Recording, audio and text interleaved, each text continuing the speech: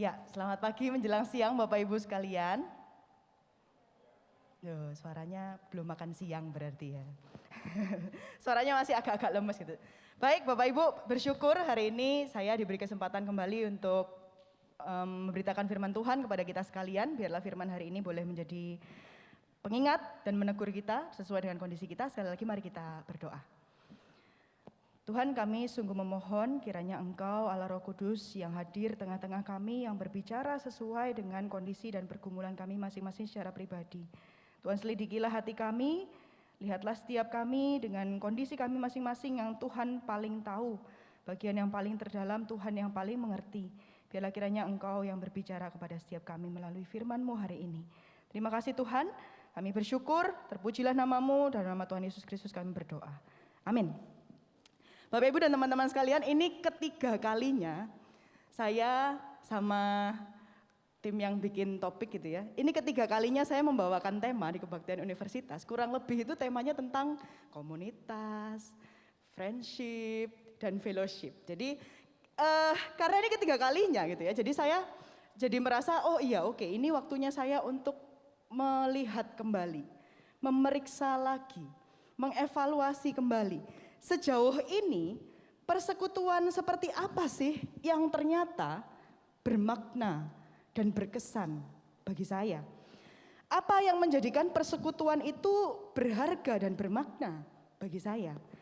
Apakah karena durasi pertemanannya gitu ya? Saya punya teman yang paling dekat sekarang adalah satu orang yang dari Ilmu Komunikasi angkatan 2008 gitu ya, sama-sama mahasiswa Petra yang sampai sekarang masih in touch, dan angkatan 2009 yang sekarang ada di Kantoni di sini. Beberapa orang tertentu, apakah karena durasi pertemanannya yang membuat sebuah persekutuan atau pertemanan atau komunitas itu bermakna dan berharga, atau karena intensitas pertemuannya, sering ketemu seminggu sekali, terus atau setiap hari bahkan, atau jarak lokasi tinggal atau lokasi pekerjaan yang dekat atau bahkan sama, sekantor, seruangan, kayak gitu-gitu. Saya mengevaluasi kembali apa sih persekutuan yang bermakna dan berkesan bagi saya. Apakah yang sebenarnya menyatukan kami di dalam persekutuan ini? Kalau kata Project Pop itu, apakah yang dapat menyatukan kita? Dangdut is the music of my country gitu ya. Enggak, tapi bukan dangdut yang menyatukan kami gitu ya. Bukan dangdut yang menyatukan. Dan pertanyaan berikutnya sebenarnya Bapak Ibu, untuk apa? Untuk apa sih kita itu dipersatukan dalam sebuah persekutuan? Jika memang kenyataannya tak bisa bersama. Loh. Iya. Kata Pak Agus tadi friendzone ya Pak ya. Untuk apa dipersatukan kalau ternyata di dalamnya isinya tuh konflik? Untuk apa dipersatukan dalam sebuah persekutuan kalau ternyata isinya adalah orang-orang yang punya kepentingan pribadi sana dan sini? Untuk apa disatukan dalam sebuah persekutuan? Tujuannya apa? Persekutuan, apakah kita benar-benar bisa mewujudkan sebuah persekutuan yang indah, yang ideal?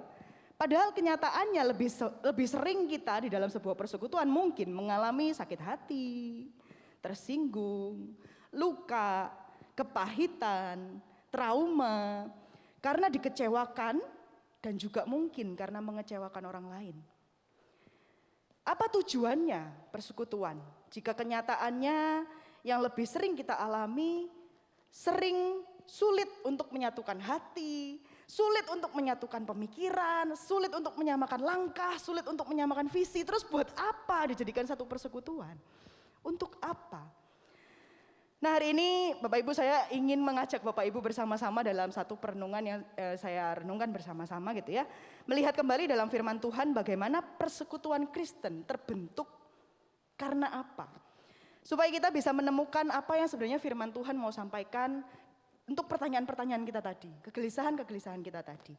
Mari kita buka bersama satu bagian firman Tuhan dari surat Efesus. Efesus pasal 2. Ayat 11 sampai 22. Efesus pasal 2 ayat 11 sampai 22. Kalau Bapak Ibu bawa handphone mungkin bisa dibuka di handphonenya masing-masing.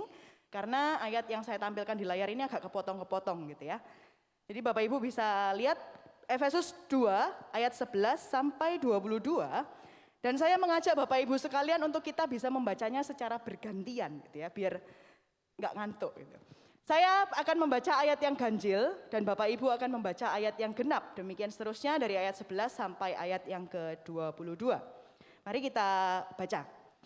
Karena itu ingatlah bahwa dahulu kamu sebagai orang-orang bukan Yahudi menurut daging, yang disebut orang-orang tak bersunat oleh mereka yang menamakan dirinya sunat, yaitu sunat lahiriah yang dikerjakan oleh tangan manusia. Kamu tanpa Israel, kewargaan Israel, dan tidak mendapat bagian dalam ketentuan-ketentuan yang dijanjikan, tanpa pengharapan dan tanpa Allah di dalam dunia. Tetapi sekarang di dalam Kristus Yesus, kamu yang dahulu jauh sudah menjadi dekat oleh darah Kristus. Karena dialah damai sejahtera kita, yang telah mempersatukan kedua pihak dan yang telah merubuhkan tembok pemisah, yaitu perseteruan. Sebab dengan matinya sebagai manusia, ia telah membatalkan hukum Taurat dengan segala perintah dan ketentuannya, untuk menciptakan keduanya menjadi satu manusia baru di dalam dirinya, dan dengan itu mengadakan damai sejahtera, dan untuk memperdamaikan keduanya di dalam satu tubuh dengan Allah oleh salib, dengan melenyapkan perseteruan pada salib itu. Ia datang dan memberitakan damai sejahtera kepada kamu yang jauh, dan damai sejahtera kepada mereka yang dekat. Karena oleh Dia kita dua pihak dalam satu roh beroleh jalan masuk kepada Bapa.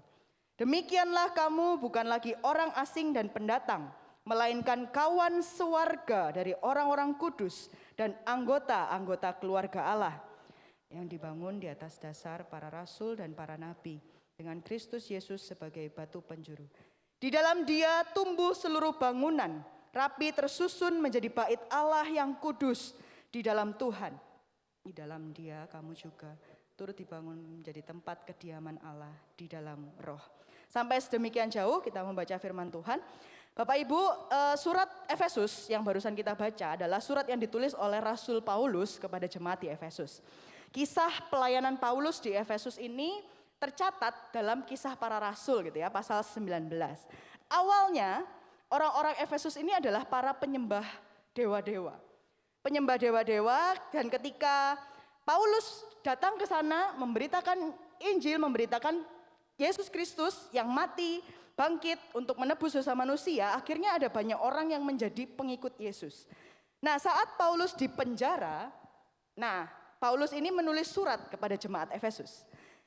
Kita coba bayangkan gitu ya, kalau seseorang ada di penjara dan dia merasa harus menulis surat, berarti itu pasti sesuatu yang penting. Ada pesan penting yang perlu ia sampaikan kepada jemaat di Efesus sebagai penerima surat tersebut.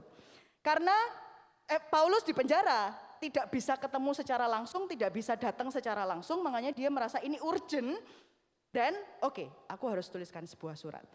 Nah, Bapak Ibu, Paulus membuka suratnya di pasal yang pertama yang tadi kita tidak baca, dengan mengingatkan kepada jemaat di Efesus, hei Efesus, kondisimu dulu itu sebelum mengenal Kristus, sebelum mengenal Yesus Kristus, itu kondisinya adalah 3.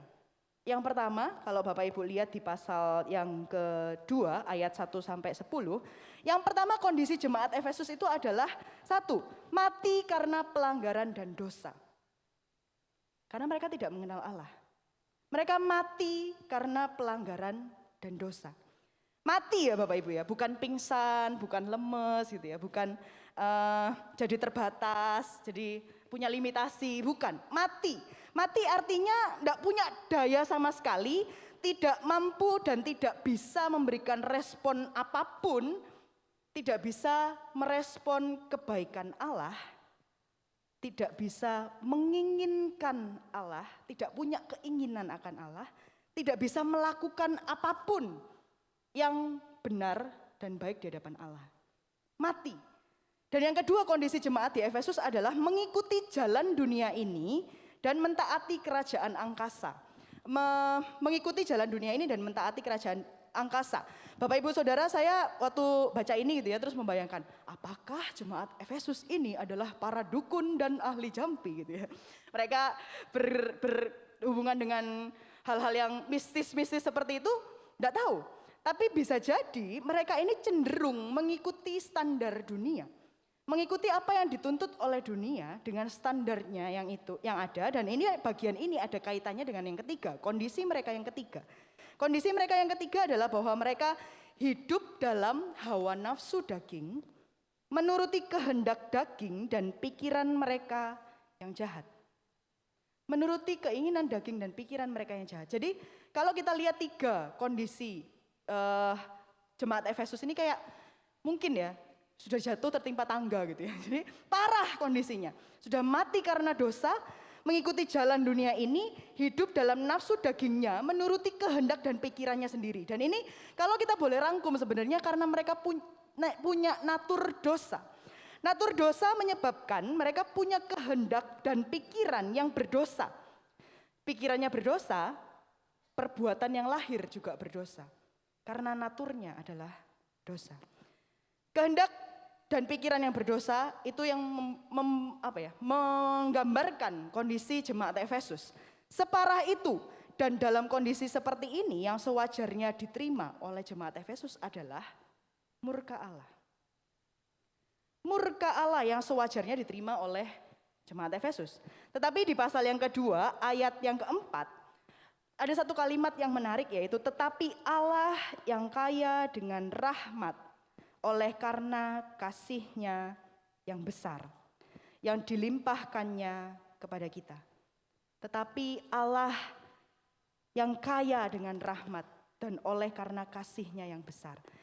Jemaat Efesus dengan kondisi yang parah tadi 3 poin, tidak mendapatkan murka Allah, tetapi karena kasih-Nya Allah, Allah yang kaya dengan rahmat, menebus mereka, menyelamatkan mereka. Oleh karena kasih karunia, ini ayat yang kita kenal gitu ya. Oleh karena kasih karunia kamu diselamatkan oleh iman. Itu bukan hasil usahamu tetapi pemberian Allah. Itu bukan hasil pekerjaanmu, jangan ada orang yang memegahkan diri dan seterusnya. Tetapi jemaat di Efesus waktu itu mendengar berita bahwa karena kasih karunia mereka diselamatkan. Dan itu diulang lagi di ayat yang ke-12, Paulus seolah-olah pengen bilang kepada jemaat Efesus, Hei kalian jemaat Efesus, dulu kamu itu ada di 3 kondisi tadi loh, mati, hidup di dalam keinginan dunia, dan hidup dalam hawa nafsumu sendiri, kedagingan kan roh penurut, tapi daging itu enak gitu ya, enggak, daging itu lemah. Tetapi sekarang di dalam Yesus Kristus, kamu yang dahulu jauh, kamu tuh dulu jauh, mati dari Allah. Tapi sekarang sudah menjadi dekat oleh darah Kristus. Kasih karunia Kristus, penebusan Kristus membawa jemaat Efesus yang dulu di luar persekutuan dengan Allah, mati, hidup dengan dunia, dengan kerajaan di angkasa, hidup karena kedagingannya sendiri, dibawa masuk karena kasih karunia Allah. Dan selanjutnya Paulus menjelaskan Kristus Yesus itulah yang mempersatukan, yang merubuhkan tembok pemisah, yang memperdamaikan, melenyapkan perseteruan, menjadikan jemaat Efesus menjadi kawan sewarga dan anggota kerajaan Allah. Jadi bayangkan Bapak Ibu bahwa Paulus ini sedang mengingatkan jemaat Efesus gitu ya. Hei Efesus, dulu tuh kamu di luar, kamu tuh tidak diperhitungkan sebagai anggota kerajaan Allah karena kamu mati karena dosa, karena kamu hidup di dalam persekutuan dengan dunia, karena kamu hidup karena kedagingan dan semuanya. Tapi karena kasih karunia Allah, karya Yesus Kristus di kayu salib, penebusan Kristus itu membawa kamu, memperdamaikan kamu masuk ke dalam persekutuan, menjadi anggota keluarga kerajaan Allah. Anggota keluarga kerajaan Allah. Dan ini bukan karena hasil usaha jemaat Efesus itu sendiri, bukan karena usaha jemaat Efesus itu sendiri, tetapi karena karya Allah. Dan itu adalah inisiasi Allah karena darah Kristus, kematian Yesus Kristus. Jadi apa yang membuat jemaat Efesus bisa masuk ke dalam persekutuan anggota keluarga Allah? Darah Kristus. Pengorbanan Yesus Kristus di atas kayu salib yang menebus dosa mereka, membawa mereka masuk kembali ke dalam anggota kerajaan Allah, memperdamaikan mereka yang tadinya relasi antara Allah dengan manusia itu terputus, dipulihkan kembali karena kehadiran Yesus Kristus ke dunia. Bapak Ibu, persekutuan di antara jemaat Efesus bukan dimulai dari kesamaan lokasi tempat tinggal. Ya, sama-sama penghuni Efesus kan? Sama-sama warga Efesus. Sama seperti saya dan bukan Susan, enggak ada ya. Sama-sama warga Pondok Chandra. Bukan dimulai dari kesamaan hobi. Misalnya komunitas futsal Petra. Bukan karena kesamaan interest, suka bunga, suka jalan-jalan. Bukan juga karena kesamaan latar belakang tertentu. Entah suku, entah pendidikan, entah agama. Bukan agama. Suku atau pendidikan. Bukan karena itu semua. Tapi darah dan kematian Yesus Kristus itulah yang membawa jemaat Efesus masuk ke dalam persekutuan keluarga Allah. Itulah yang mempersatukan jemaat Efesus dengan latar belakang yang berbeda-beda, tapi kondisi mereka sama. Dari manusia berdosa dibenarkan masuk ke dalam persekutuan keluarga Allah. Kondisi berdosa dan kasih karunia Allah menyatukan jemaat Efesus masuk ke dalam satu persekutuan. Kawan sewarga dan anggota keluarga Allah. What a divine community. Komunitas yang agung, komunitas yang mulia, komunitas yang inisiatif terbentuknya persekutuan itu bukan manusia, tapi Allah sendiri lewat pengorbanan Yesus Kristus di atas kayu salib. Allah berinisiatif melihat sekumpulan manusia berdosa yang tidak berdaya, mati, terbelenggu dalam natur dosa dan kecenderungan hatinya yang adalah kejahatan semata-mata. Allah turun menjadi manusia, berinisiatif mengerjakan karya keselamatannya untuk menyelamatkan dan memindahkan sekumpulan orang berdosa ini masuk ke dalam keluarga Allah. Dari hamba dosa menjadi hamba kebenaran. Dari seteru diperdamaikan menjadi anggota. Dari hamba menjadi sahabat. Persekutuan di antara orang percaya ini yang menerima keselamatan ini dimulai dari rekonsiliasi Allah dengan manusia. Yaitu ketika relasi Allah dengan manusia yang rusak karena dosa dipulihkan kembali. Bapak Ibu, apakah yang dapat menyatukan kita semua di tempat ini? Apakah sama-sama Civitas Akademika, Petranesian? Apakah karena sama-sama perantau? Yang perantau mungkin boleh angkat tangan. Ataukah sama-sama alumni? Yang alumni UK Petra? Apakah sama-sama cari penghasilan? Apakah sama-sama kurang kerjaan gitu? Kurang kerjaan, terus kita ada di sini di Petra. Apa yang menyatukan kita, Bapak Ibu, ada di sini sekarang? Sebagai persekutuan orang percaya. Kita hidup dengan berbagai macam latar belakang, dengan berbagai macam kisah, pengalaman, luka, bahkan trauma, hasrat, keinginan, kerinduan, kebutuhan yang berbeda-beda. Kita semua dipersatukan di sini sebagai persekutuan orang percaya, khususnya di Petra. Karena penebusan Yesus Kristus. Karena kita sama-sama manusia berdosa yang telah kehilangan kemuliaan Allah, tidak bisa menyelamatkan diri kita sendiri, tapi karena kasih karunia-Nya, darah Yesus Kristus menebus dan menyelamatkan kita, membawa kita masuk dalam persekutuan orang percaya, persekutuan dengan Allah, anggota kerajaan Allah. Pengikat inilah yang menjadikan persekutuan kita, persekutuan orang percaya,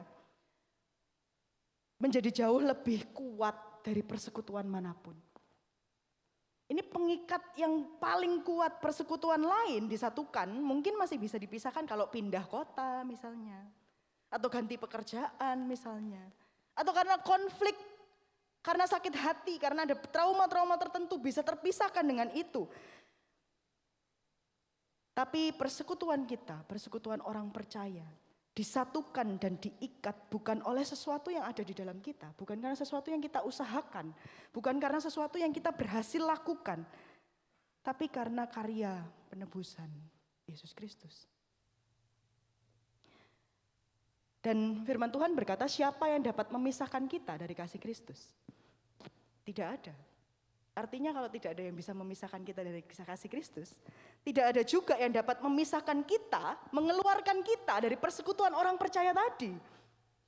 Tidak ada yang dapat, berarti kalau boleh saya bilang, kita pun yang diberi anugerah masuk ke dalam persekutuan orang percaya, tidak punya hak untuk memilih siapa yang kita suka atau siapa yang kita tidak suka untuk bersekutu bersamanya. Persekutuan orang percaya hadir karena inisiasi Allah. Karya penebusan Allah atas kita manusia berdosa. Persekutuan orang percaya kita semua perlu terus mengingat bahwa persekutuan kita ini dimulai dari kita, manusia yang berdosa. Lebih sering mana kita menyadari, mengingat respon kita ya, tindakan kita lebih sering kita mengingat bahwa aku lebih benar daripada orang lain atau memang aku manusia berdosa, aku juga punya pikiran-pikiran yang jahat, aku juga punya kecenderungan hati yang jahat, aku juga punya hasrat yang tersembunyi, yang telah kehilangan kemuliaan Allah, yang punya natur dosa. Tapi karena kasih karunia kita diselamatkan oleh iman. Bukan hasil usaha kita tetapi pemberian Allah. Bukan hasil pekerjaan kita. Jangan ada orang yang memegahkan diri. Memegahkan diri dalam konteks apapun ya Bapak Ibu. Status sosial, suku tertentu, posisi atau jabatan tertentu, latar belakang pendidikan tertentu, apapun. Jangan ada seorang pun yang memegahkan diri karena yang menyatukan kita dalam persekutuan orang percaya ini adalah karya penebusan Yesus Kristus. Seorang hamba Tuhan menyebutkan seperti ini Bapak Ibu. Kamu mungkin salah kalau kita punya pengalaman tertentu gitu ya di dalam sebuah persekutuan atau komunitas kita. Kamu mungkin salah, tapi saya tidak lebih baik dari kamu. Karena kita sama-sama manusia berdosa. Ya kecenderungan hatinya adalah kejahatan semata-mata dan membutuhkan anugerah Allah hari demi hari. Kamu mungkin salah, tapi saya tidak lebih benar. Saya tidak lebih baik. Karena memang pada dasarnya kita manusia berdosa. Sama, semua orang sama. Tidak ada yang lebih baik, lebih benar di antara satu dengan yang lainnya. Bapak Ibu, kesadaran ini perlu kita bawa sepanjang kita ada dalam persekutuan orang percaya dimanapun itu. Di kampus ini, di gereja kita masing-masing, di rumah kita masing-masing, di kelompok KTB kita mungkin, ketika kita berelasi dengan mahasiswa dalam kepanitiaan tertentu, di dalam hima mungkin, ketika kita menjadi DPK atau wadek, di dalam kelompok-kelompok diskusi apapun, ini kesadaran yang perlu kita terus bawa. Kesadaran inilah yang menyatukan kita, karena inilah yang menyatukan kita. Inilah yang mengikat kita, inilah yang memampukan kita bergandengan tangan dalam satu kasih, bergandengan tangan dalam satu iman, nyanyi jadinya. Keluarga kerajaan Allah. Bapak Ibu, dalam pasal yang keempat, kita enggak baca semua, jemaat Efesus disebutkan karena penebusan itu, karena penebusan tadi yang membawa mereka dalam keluarga kerajaan Allah tadi, mereka telah dipanggil dalam satu pengharapan, satu Tuhan, satu iman, satu baptisan, satu Allah dan Bapa. Persekutuan orang percaya bukan persekutuan yang asal-asalan, tapi a divine community. Lalu pertanyaan berikutnya adalah, untuk apa? Untuk apa Allah menyatukan orang-orang berdosa ini? Dalam penjelasan Paulus di pasal yang tadi kita baca, disebutkan bahwa di ayat 21 dan 22, saya bacakan bagi kita sekalian. Di dalam Dia tumbuh seluruh bangunan, rapi tersusun menjadi bait Allah yang kudus di dalam Tuhan. Di dalam Dia kamu juga turut dibangunkan menjadi tempat kediaman Allah di dalam Roh. Bapak Ibu, Paulus menyebutkan bahwa kita tumbuh rapi tersusun menjadi bait Allah yang kudus. tempat kediaman Allah. Persekutuan orang percaya tadi dibangun untuk menjadi bait Allah yang kudus, tempat kediaman Allah.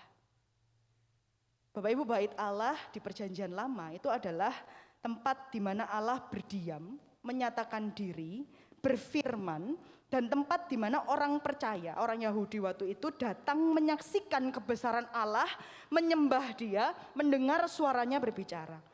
Artinya setiap orang berdosa tadi yang telah mendapatkan penebusan dari Allah, diselamatkan dari maut dan menerima karya keselamatan, dipersatukan dalam persekutuan orang percaya supaya mereka menjadi bait Allah dan tempat Allah berdiam, menyatakan diri, dan orang lain bisa menyaksikan dan menyembah Dia.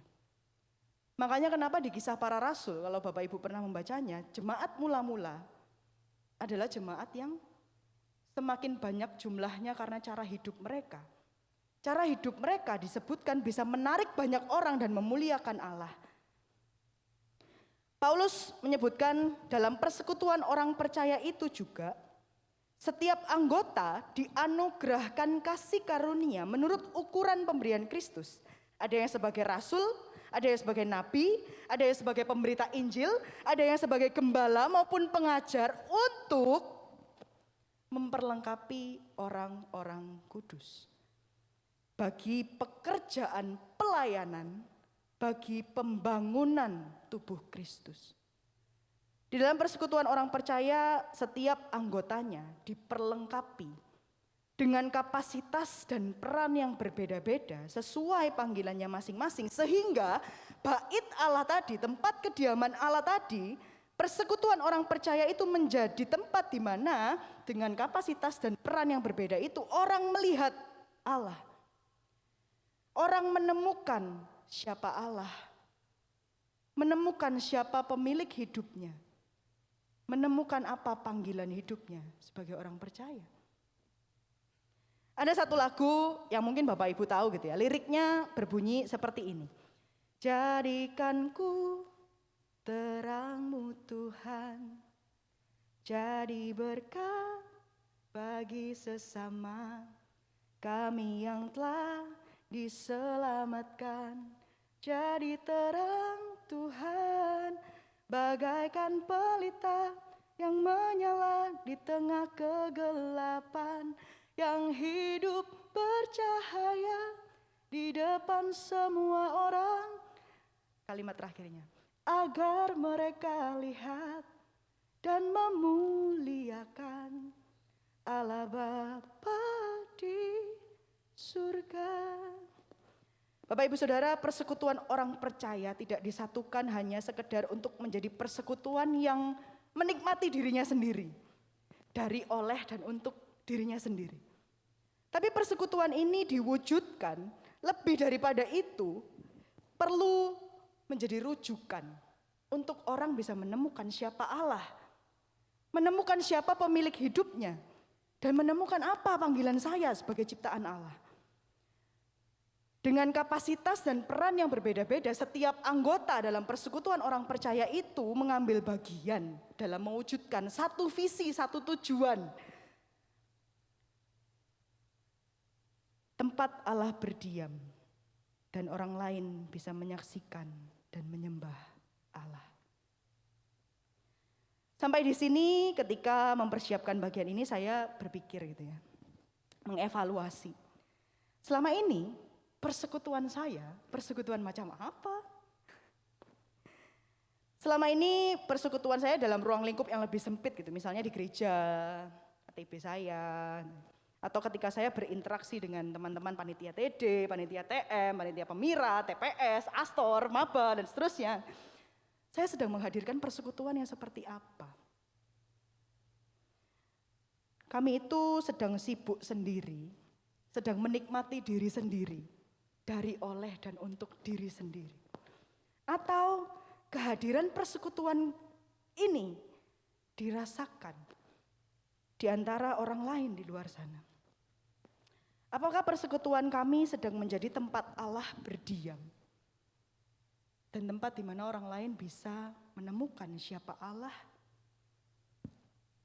menemukan pemilik hidupnya, dan menemukan panggilan hidupnya. Bukankah tujuan ini, persekutuan orang percaya tadi dimanapun itu, cuma satu, bait Allah, tempat kediaman Allah, sehingga orang banyak melihat Allah. Bapak Ibu Saudara, persekutuan orang percaya diinisiasi oleh Allah. Bukan untuk sekedar hidup dari, oleh, dan untuk dirinya sendiri. Melainkan menjadi bait Allah, tempat kediaman Allah. Di mana orang lain bisa menemukan siapa Allah, menemukan panggilan hidupnya, menemukan siapa pemilik hidupnya. Tapi mungkinkah semua? Tapi mungkinkah persekutuan yang ideal dan indah ini terjadi? Bagaimana dengan orang-orang yang sulit, orang-orang yang toksik, orang-orang yang egois, punya agenda pribadi, seenaknya sendiri? Bukankah mereka ini yang menghancurkan persekutuan? Bagaimana mungkin persekutuan yang ideal dan indah bisa terwujud? Bapak Ibu Saudara, ada satu tokoh namanya Dietrich Bonhoeffer. Dia seorang pastor gitu ya di Jerman. Dia pernah masuk dalam kamp konsentrasi Nazi dalam usahanya melawan Nazi. Dia menyebutkan, "The person who loves their dream of community will destroy community. But the person who loves those around them will create community." Orang-orang yang lebih mencintai sebuah ideal, sebuah mimpi tentang komunitas itu seharusnya seperti apa? Tanpa dia sadari, dia sedang menghancurkan persekutuannya itu sendiri.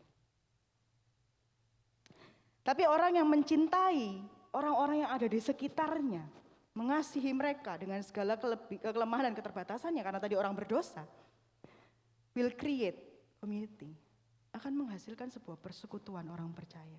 Karena balik lagi tadi ya poin pertama, yang menyatukan orang percaya adalah anugerah Allah.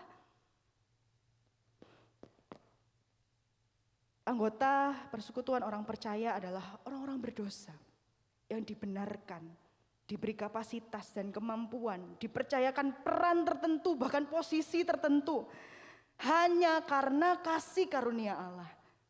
Bukan karena dia mampu, bukan karena dia tahu, bukan karena dia lebih baik daripada yang lainnya, bukan karena dia lebih benar daripada yang lainnya. Inilah mengapa di perikop berikutnya, pasal 4 ayat 17 dan seterusnya, Paulus mengatakan, mengingatkan kepada jemaat Efesus, jangan hidup lagi sama seperti orang-orang yang tidak mengenal Allah dengan pikirannya yang sia-sia dan pengertiannya yang gelap, jauh dari hidup persekutuan dengan Allah karena kebodohan yang ada di dalam mereka dan karena kedegilan hati mereka. Paulus berkata kepada jemaat Efesus, tetapi kamu bukan demikian. Kamu telah belajar mengenal Kristus. Saya nggak tahu Bapak Ibu di sini udah berapa lama jadi orang percaya gitu ya. Saya dari lahir bersama dengan keluarga sudah Kristen. Sudah berapa lama kita belajar tentang Kristus, mendengar firman Tuhan. Tapi ketika jemaat Efesus diingatkan oleh Paulus, jangan hidup lagi sama seperti orang-orang yang tidak mengenal Allah dengan pikirannya yang sia-sia. Itu artinya, ini nggak tahu berita baik atau berita buruk ya. Artinya persekutuan orang percaya tadi, itu juga adalah tempat di mana orang-orang berdosa tadi sedang dalam proses. Sedang dalam proses menanggalkan cara hidup yang lama sebelum mengenal Allah dan mengenakan cara hidup yang baru setelah mereka mengenal Allah. Dan itu bukan hal yang mudah, kayak berubah. Pasti bukan. Paulus menyebutkan beberapa contoh cara hidup, misalnya membuang dusta dan berkata kebenaran. Jika menjadi marah, penuhilah dengan damai sejahtera. Kalau mencuri, jangan mencuri, jadilah murah hati. Dari bergosip atau mengatakan perkataan kotor, menjadi perkataan yang menyemangati, membantu orang lain, membangun orang lain yang membutuhkan. Dari dendam, menjadi pengampunan, dan seterusnya. Ada banyak cara hidup yang tanpa kita sadari, itu bukan cara hidup orang percaya. Tapi sekali lagi, karena kasih karunia Allah, kita dipersatukan dalam persekutuan orang percaya. Dan persekutuan orang percaya inilah yang menjadi tempat di mana kita sedang berproses. Dari cara hidup yang lama menjadi cara hidup yang baru. Belajar, apa sih cara hidup yang benar sesuai dengan kebenaran? Berlatih dari respon spontan menjadi respon yang benar. Respon spontan itu misalnya gini. Misalnya saya nyetir mobil gitu ya, disalip orang, langsung pengen nyalip balik, itu respon spontan. Respon benar itu mungkin memperlambat respon gitu ya Bapak Ibu ya. Oke disalip, terus kenapa? Kan gak apa-apa, gak lagi balapan kan, gak lagi berkompetisi kan. Respon spontan jadi respon benar. Bu Magda senyum-senyum karena Bu Magda tahu saya nyetirnya kayak apa. Ya, kita semua orang berdosa yang mungkin pergumulannya beda-beda. Aspek yang jadi pergumulan itu beda-beda. Ada yang mungkin emosi, ada yang mungkin insecurity, ada yang mungkin gak tahu, Bapak Ibu punya luka sendiri, punya trauma sendiri, punya flaws-nya masing-masing, dan itu menjadi bagian yang tidak terpisahkan, dan that's okay. Tapi kita sama-sama berproses, sama-sama bergumul. Dan proses ini tidak menjadi penghalang terwujudnya persekutuan orang percaya dan yang ideal dan indah. Karena, balik lagi ke poin pertama, persekutuan itu lahir karena anugerah Allah. Bukan karena kemampuan setiap orang di dalamnya. Bukan karena kebaikan atau keberhasilan atau kebenaran masing-masing orang yang ada di dalamnya. Anugerah Allah itu sudah dinyatakan dan terus dinyatakan dalam persekutuan orang percaya. Kalau misalnya terjadi gesekan, ketegangan, konflik dalam persekutuan orang percaya. Balik poin pertama, karena anugerah setiap orang berdosa telah kehilangan kemuliaan Allah. Bait Allah, tempat kehadiran Allah, ada anugerah Allah dinyatakan. Poin ketiga itu tempat diproses. Berarti bagaimana jika kita melihat setiap konflik, gesekan, ketegangan itu bukan sebagai akhir dari sebuah persekutuan. Tapi sebagai proses pembentukan yang reveal something about ourselves. Setiap konflik itu menyatakan sesuatu yang tersembunyi di dalam diri kita. Oh, aku ternyata orangnya gak mau kalah. Karena gengsi dong. Oh, aku ternyata punya ambisi yang selama ini tersembunyi. Aku pengen kelihatan lebih baik dari orang lain. Bagaimana jika konflik, ketegangan adalah sebuah kesempatan yang Tuhan berikan untuk reveal something about ourselves. Menyatakan sesuatu yang masih perlu dibentuk, masih perlu diproses dalam anugerah Allah. Persekutuan orang percaya adalah persekutuan yang aman sebenarnya untuk orang-orang berdosa ini berproses. Kenapa? Karena persekutuan itu diinisiasinya oleh Allah. Jadi tidak ada yang bisa membuat kita dikeluarkan dari persekutuan itu atau ditolak. Kegagalan kita, kelemahan kita, keterbatasan kita, tidak ada satupun yang bisa mengeluarkan kita dari kasih Kristus, dari persekutuan orang percaya. Persekutuan orang percaya adalah platform yang aman untuk berproses menanggalkan cara hidup yang lama, mengenakan cara hidup yang baru, melatih respon spontan menjadi respon yang benar. Kita yang mungkin pesimis, insecure, perlu memikirkan ulang kenapa, dan melatihnya menjadi respon yang benar. Seperti yang kemarin beberapa di antara kita mengikuti pelatihan gitu ya, kita belajar menaklukkan segala pikiran, perasaan, kehendak kepada Kristus.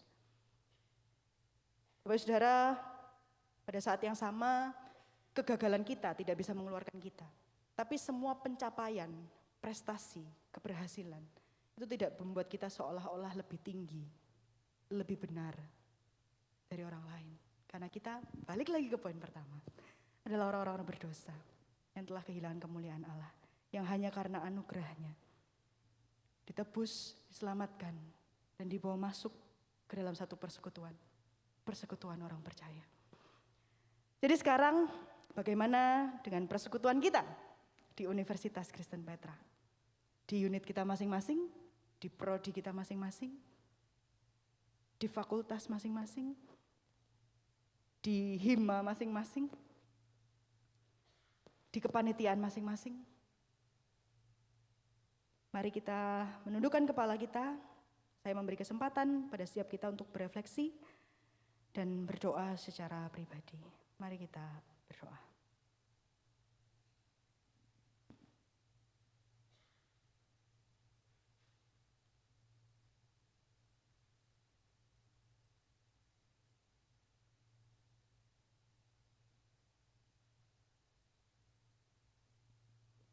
Tuhan, kasihanilah kami, orang-orang berdosa ini.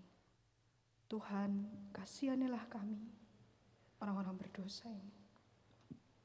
Tuhan, kasihanilah kami, orang-orang berdosa ini.